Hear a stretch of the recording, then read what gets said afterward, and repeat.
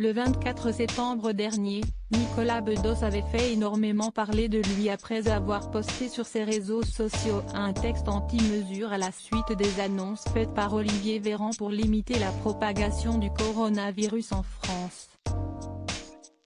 Dans son message, il avait appelé les gens à continuer de vivre malgré le virus. Bon, allez, soyons francs, arrêtez tout. Les masques, les confinements.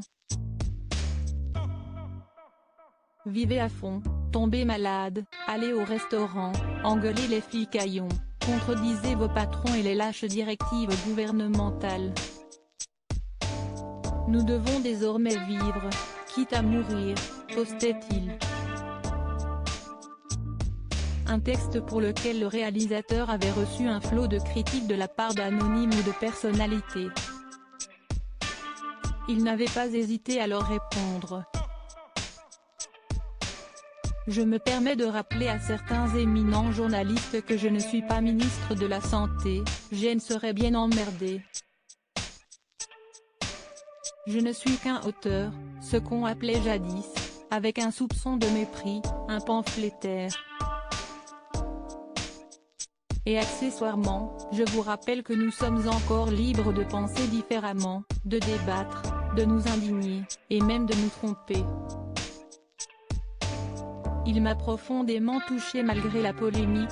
Nicolas Bedos avait reçu le soutien de plusieurs personnalités notamment de Joe Star et Laurent Ruquier.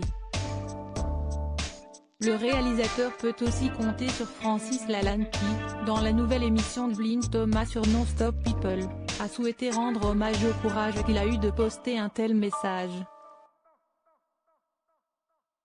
Voilà un garçon qui a osé émettre une opinion, ce qui est légitime dans un pays de liberté d'expression qui n'est pas conforme à l'opinion consensuelle.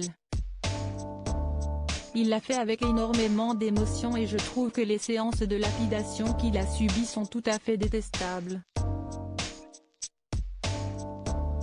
On a le droit de ne pas être d'accord avec la majorité et ce n'est pas pour autant qu'on lui est hostile. Il m'a profondément touché. Je ne l'ai jamais rencontré, mais je serais très heureux de le rencontrer pour lui dire ça en face, dit-il. Confidence exclusive. Ne pas reprendre sans citer Evelyne Thomas sur Non-Stop People. Par Clara P.